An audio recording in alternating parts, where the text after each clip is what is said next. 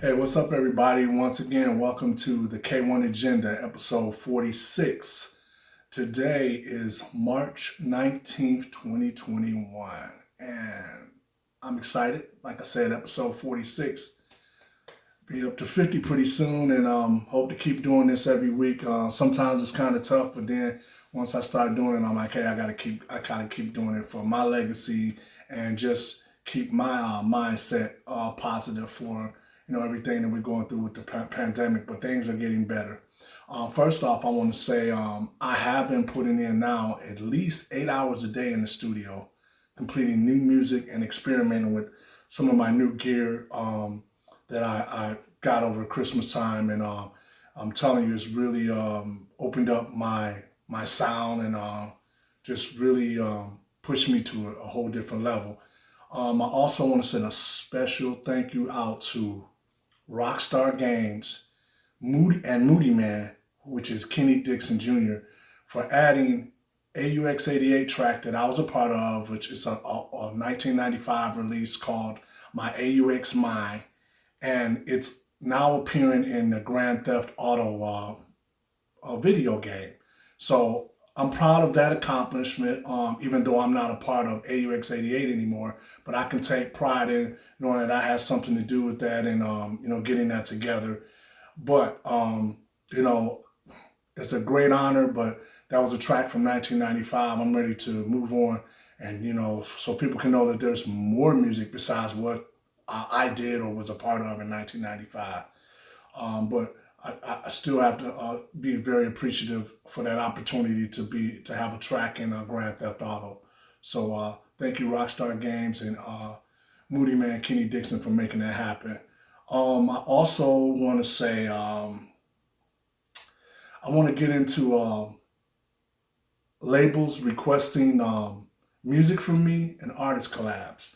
It's just really funny lately. A lot of labels are getting in touch with me to want me to put music on their label. I've actually had people actually contact me and just say, hey, I've always liked your music. I would love for you to put something on our label, like for free. I don't do nothing for free. That just don't happen. I've been in the game too long, and my music is a lot more superior than a lot of other people. So please don't even come at me like that. Also, artist collabs.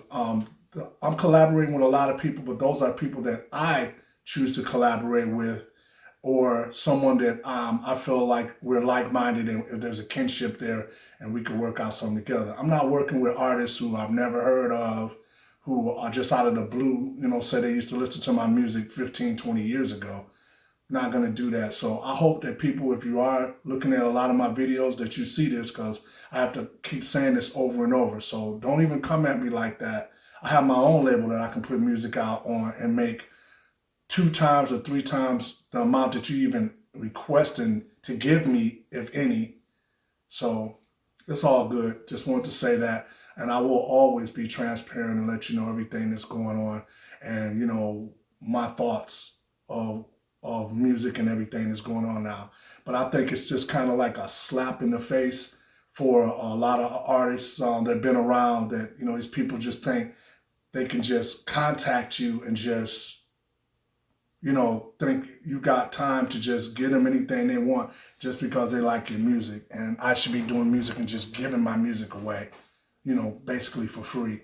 Not gonna happen. Nor will it happen to any of my music that was made in the past. I'm one of the lucky ones who I own all my music 100% and everything I've been a part of. So thank you. Just ranting, and I just wanted to say that, and we'll move on.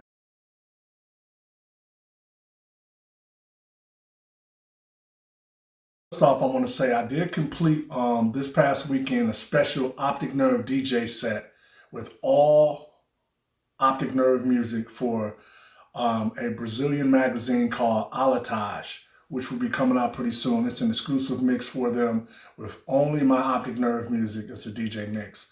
And also, I will be doing a special DJ K-1 Electro mix coming very soon with all the music that I've done over the years, and you know, just the electro music that I will be doing. So like I said before in previous interviews, that I'm going to be doing 4 DJ mixes a year, special. That's it. I'm not going to be giving my music or DJ sets to other people for podcasts. I don't see where it helps and it serves no purpose. So I'm going to be known as an artist. So these are special instances for that I think that helps me, and plus I stay in the game for showing that I DJ and then promoting my music. So also, I just wanted to reiterate that I'm not accepting any new artists on the Puzzlebox Records label right now, or really in the future. People keep sending me, I don't know why people send me DJ mixes of other people's music and ask, can they be on the label? I don't understand that.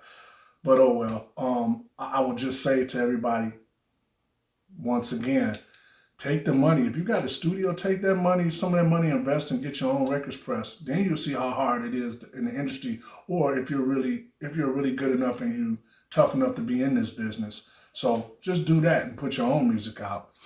I also wanted to say, get ready once again, everybody, for the Puzzlebox Records distribution. It'll be kicking off either at the end of March or the beginning of April, which will have I'm going to start repressing all the old Puzzlebox stuff and all my individual stuff that was on DBC Classics, which is Direct Beat. And I will be carrying some of the releases. There still is Direct Beat Classics. I'm not really associated with that anymore, nor with AUX88. And you will be getting news for wholesale distributors very soon. So look for that, and I'm going to keep a steady stream of repressing of some of my old music that's going to be pressed, as well as the new music. Also, check this out. This is the new Optic Nerve HUD t-shirt, which is, the artwork is done by Irvine. And this is available on TeePublic merchandise site that I have set up. So you'll see info at the bottom of this page that tells you where you can go order this t-shirt, as well as all the other artwork that I've done and had something to do with, and you can purchase all of that. And as always, I want to say, if you want to check that out, you can go here. Hey, what's up, everybody? I just want to let you know that now the Optic Nerve t-shirts is available. Alien FM t-shirts is available. All my designs I did formerly when I was in AUX88, all the designs I did for Direct Beat Classics, all the Detroit designs I did, you can get them in t-shirts, hoodies, baseball shirts, coffee mugs, phone cases, laptop bags. Everything is available. And you can order this and have pretty good, reasonable shipping, because the t-shirts are printed in countries all around the world. So please take note. Here's the link, and you can buy all the material. And keep watching out, because I have a sale twice a month where it's 35% off everything in the store. So thank you once again for supporting, and look for those new designs coming. Thank you. K-1 out. Out now is Electro Ghetto Tech with me and DJ Godfather, which came out January 25th, distributed by Clone. Another release, Optic Nerve Far Away, which is on Soma, which was released in February. This is my EP with Soma Records, with a 2-page digital comic that you can download as well. My upcoming release will be Doppler Effect in K-1, which is called Stargazing, which is PBX 32. Also, PBX33, Optic Nerve meets Strand. And releasing any day now will be the Robotics EP with me, DJ Digital, and Anthony Rother, which will be on Mechatronica Records. So please pick that up. Also, repressings in stock, almost ready to go, which is PBX29, Modular World, my K-1 Electro stuff, hot, pick it up. A lot of people are waiting for this shipment to go out to get in all these stores. Also, PBX30, monochromatic images with me, myself, and Black Tony, which form the group Alien FM. Also, pick up the classic Mad Scientist release, Vocal Modulation by AUX88 with me, myself, and Tommy Hamilton. That's PBX31. So on that note, you've just been hit up with all the Puzzlebox Records news.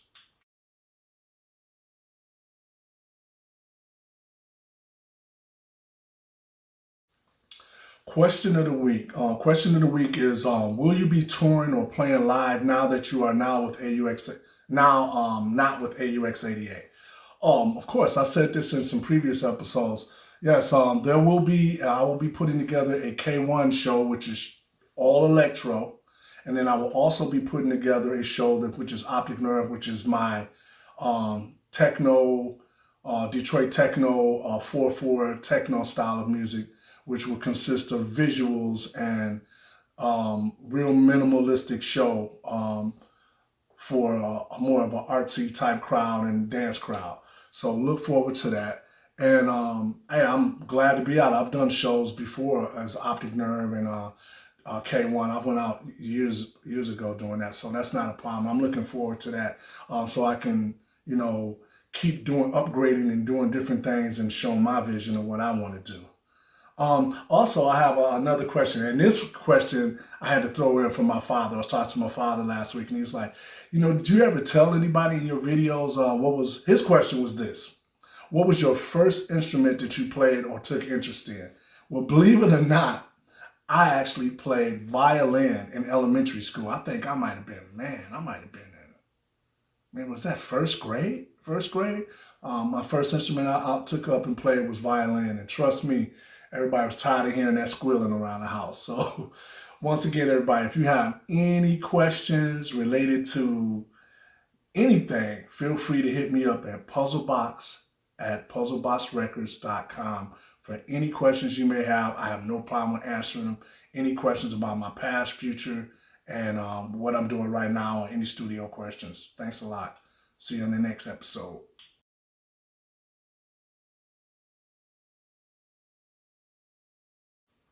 Old pick and video for this week. This one is cool. I want to just say this picture.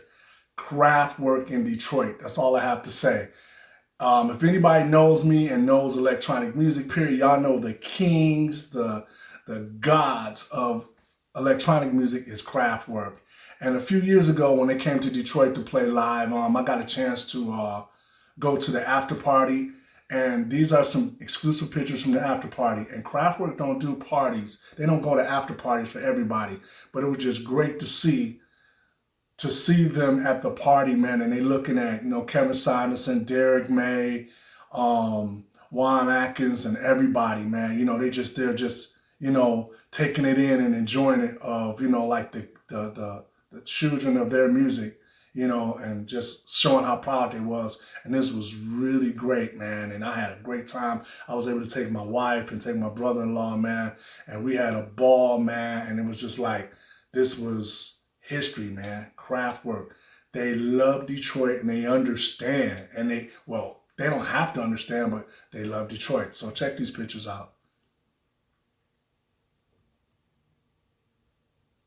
Yes. It was so much fun, man.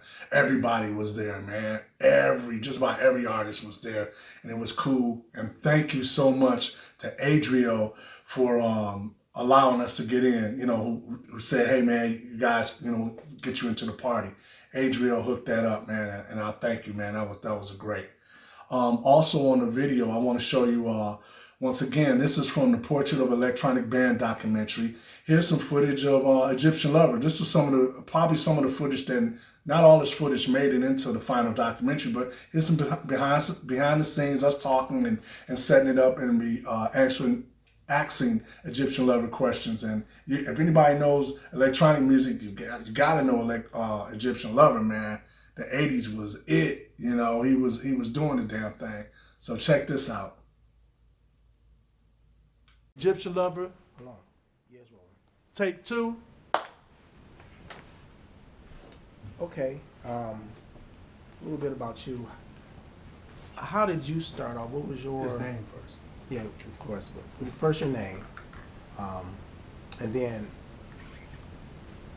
what was your beginnings, and how did the whole Egyptian Lover concept come into play? Okay. Well, I'm the Egyptian Lover. I started DJing, I guess, 1978, 79, making mixtapes, you know, for my high school, because we were bused from the inner city all the way out to the valley. We had like an hour and a half, 2 hour drive on the bus, and we got tired of listening to the radio, so somebody suggested making a tape with all the good songs on it for the bus ride. And that's how it all began for me. I made the best tape on the bus, and everybody liked it. I used to do pause button mixtapes, and which is like, I had one record player and a tape deck, and I used to make songs like Cameo, Shake Your Pants. I used to pause button like shake, shake, shake, shake, and I pause it, and go shake, shake, shake, shake, and I pause it, shake, shake, shake, shake, and I just kept doing stuff like that. So when the tape played, it would go shake your pants, shake, shake, shake, shake, shake, shake, shake, shake, shake, shake, shake, shake, shake, shake, shake, shake, shake, shake, shake, and then I started over again. I put another record in, and everybody was freaking out over these mixtapes I was making. And then one day, this girl said, Rappers of Light was out. She said, "Do you have any more songs like this?" I'm like, "No, there is no more songs like this. This is the only one." She said, "Why don't you make one for me?" Like, we used to sing along with the song. So I just rewrote the song and put all my own words on it and made a rap. put it on Bounce Rock Skate Roll and sold the tapes. And that tape starts selling like crazy. I already had the nickname Egyptian Lover, so it was easy for me to do Egyptian Lover mixed, you know, in the rap and all that kind of stuff. So it just took off a little more and more and more and more at my high school, and then other schools around my high school started buying the tapes. And eventually a club owner came up and says, "Hey man, I want you to perform at my club." I'm like, "No problem, you know, whatever." He said, "I'll pay you." I'm like, "Really?" He said, $300. I'm like, "Dang, all right, cool." I'm 16 years old, $300, like $1 million. Right. So I'm like, okay. So I'm thinking he wanted me to DJ at the club. So I'm like, okay. So I learned how to do the pause button mixtapes actually on the turntables. I borrowed my friend Gerald's turntable. He had one whack turntable, and I had another whack turntable. And I'm learning how to do all these little mixes that I did on the pause button mixtape. And we're trying to create, how can I do this live? So me and my brother and my friends down the street, we always figured out how to make these 2 turntables sound like 3 turntables. And we figured it out, and then we gave it a name called the Triple Threat. So I can go shake, shake, shake, shake, shake, shake, shake, shake, shake, shake, shake, shake, shake. And that was good enough. And I was like, okay, I'm ready for the club. My uncles drove me to the club. You know, everybody else was too young to get in the club. And he said, "No, I don't want you to DJ, I want you to rap." I'm like, "Oh, shoot." But I memorized the rap because I've been doing it on the bus every day going to school. So he put on the instrumental, and I rapped through the whole thing, and everybody was going crazy. Got my money, went home, done deal. Like, wow, that was the easiest $300 I've ever made in my life. I rapped one song on stage, and that was that. So then I had the bug. Man, I got to make a record. Because these people in the audience were screaming, "Where can I buy your record? Where can I buy your record?" And I'm like, I don't have a record. So I knew then I needed a record. But I had to get more popular in LA to make a record. I didn't want to make a record that sell any copies of it like that. So I joined up with Uncle Jam's Army, which was lucky for me because they were already a huge dance promotion team. And I got with them, and I didn't know how good a DJ I was until I got with them and doing all these tricks that I taught myself for the other club that I never DJ'd. I did it with Uncle Jam's Army, and everybody just stopped dancing and was just watching me work these turntables like nobody has ever done before. And that was that. I was the best DJ in Uncle Jam's Army, and we became more popular and more popular and more popular and more popular, and boom, we said it's time to put a record out. So we went in the studio, made Dollar Freak and Yes, Yes, Yes. And after that, I still had the bug in me. Went back to the studio, made Egypt, Egypt, and that was a wrap. Wow, that's interesting. Speaking of Egypt, was that your? We all had songs that we started in the studio. It's and then it's the one that says, what was your song, like the song that you like? Man, the very first one I made. We did Dollar Freak, and I finished that, and it was like, wow, Dollar Freak came out so well. But I knew I wanted more bass and more bottom in the kick drum, but it was good enough. So we didn't mess with it. To go back in the studio and fix that would have been a lot of money. So we left it alone. Then Yes Yes Yes was on the flip side, and I had a whole bunch of beats programmed for that. So I said, okay, when I do my own record, I'm gonna put more bottom in it, and I'm gonna do some tricks and try to make it louder. So when I hired the engineers to record my songs, I kind of asked them a bunch of questions. So I'm paying them for this job, but I'm also getting taught how to do the job. So every engineer I hired, they taught me different tricks, and I put them all together, and boom, each of came. Okay. And specifically myself, I remember, I think it was 84. It was somewhere around that time. It had to be 84ish. Because I don't think I had that. Yeah, each of count 84, and Dollar Freak and Yes I Yes remember came out you the end of coming to 83. the Fox Theater. That was 84. It was 84. And I remember, I'm like, I was actually there. It was me and Nucleus. I was too. Nucleus. And we got on the Did we go stage. together? No, I was in Denby. You was in Southeastern then. Yeah, I think I Matter took of my fact, girlfriend. That was the day after prom. Nucleus was there. Yeah. And we performed, and it freaked me out because the crowd was going berserk. I mean, they was treating me like I was Prince or Michael Jackson something on stage, and the energy from the crowd just gave me more energy, and we just went off with it. But then I looked in the front row, and Houdini was in the front row, screaming, going crazy. I'm like, oh man, there go Houdini right there. And we were just freaked out, like, dang, this is a good show. And I knew right then and there that Detroit, they just took it in, man. They loved the sound, they loved it. Yeah, your sound was kind of, we had, of course we had Cybertron and Kraftwerk was out at the time. And then when your song came out, I think it was just more of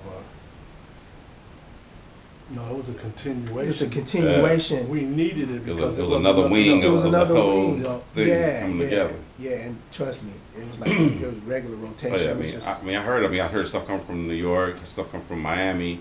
Then I had to do stuff like Kraftwerk and all that kind of stuff too. So my stuff came from LA, and we had the stuff from Detroit. Everything makes DJs in the world like, whoa, with all the stuff we got to mix with. Right. And it was nice. He was played by Electrifying Mojo in Detroit. That's the top. Yeah. And a lot of DJ. people told me that too. Yeah, Mojo when played your Mojo stuff religiously, like Yeah. every day. And that's when programming wasn't programming. Right, you can play what you want to And play. he played yours, and then he played B-52s right next to me. Right. Funkadelic, Funk the others right behind that. David Bowie, Then Eurythmics. then Cameo. Yeah, He just was all over the place. Right. But, your record was definitely in there. that's cool. Prince, The Time. When did you first meet any of the members of Aux 88, or when did you hear about them? Well, I first saw the name, I think it was on MySpace or something like that, but then I first met DJ K-1 at Sterilize in Paris, France, which was my second show in Europe. We did Rotterdam, and on the same trip, the following day, we went to Paris, and we did Stereolize, which was really cool because, okay, we're performing in Paris. So we was all hanging out in the dressing room, just talking it up, talking about the old school days and the old sound and how out there in Paris, it was brand new to them all over again. So we like, man, we're gonna do this, we're gonna do that, we're gonna do this, we're gonna perform, we're gonna, and me and Keith was just talking it up. It was like, okay, this is our group. We just clicked. He was like, this is our group. We're doing this, and this. I'm like, yeah, I never heard. I want to hear what it sounded like. So he gave me a tape. I'm like, oh, okay. And he was telling me about how he's programming the keyboards, and then I heard a few things. And then I went home, got on MySpace, and I heard some stuff they had on their page. I'm like, okay, they got that Cybertron sound, but a newer kind of version of it, or just another level of it. Like where Cybertron stopped, they just kept it going. So I kind of liked that. And then I started listening to more and more of the old stuff. And then I went to Japan, and this guy was playing this record. I'm like, man, that 303 in that record is bad. What is that? He said, oh, that's Aux 88. I'm like, I never heard that one, but hey, that's pretty tight. So then I started researching more and more, and I said, okay, I like that group, Aux 88. And I started doing interviews and stuff like that, and I always say, well, who do you like right now? And I always say, Aux 88. We appreciate Because they got that sound. We appreciate that. We worked hard to get it. That's for damn sure. For real. When you see the documentary, you're like, damn. Understand. Okay. How would you describe AUX, the sound of AUX, or let's say our aesthetic sound, or how would you describe that? I would say the Aux 88 sound is definitely Detroit. And like I said before, it's where Cybertron stopped, Aux 88 continued that sound. And that is the Detroit sound. So I think it's like more of a Kraftwerk, African Mambata into the Juan Atkins Cybertron feel all mixed together. And then the more and more I listen to the Aux 88 stuff, I hear a lot of my influence in there too, like the breathing and some of the words and the chants. I'm like, I like that because it's different, but it's still like giving me like, we like your stuff too. We'll put this breathing in there just for you. Yeah. That's what we did. Well, Tom, we intentionally took something from each yeah, person that we liked. because Right. I think when Tom was we like did Direct Drive, the biggest Yeah. Egyptian Lover fan. Yeah. yeah, 'Cause yeah. when I met you and you had pictures, I said, "Oh, I got to get this for my boy." Right, I remember that. And As Egyptian Lover, man, I have to say, growing up in the 80s, man, and being a DJ, man, he was the excuse my language, the shit. Everybody was playing Egyptian Lover, man. And who would ever think that years later that I would know him, be a friend, and he'd be a fan of AUX 88 and music that I've done and was a part of. So this was great to film this and hang out with him. I think we took him out to dinner when he was here, and we all sat down. It was me, Tommy Hamilton, Will Smith, and Black Tony, and we had a great 3-hour dinner with them. And it was cool just to sit back and ask questions and find out things and about each other and stuff, and that was a cool time.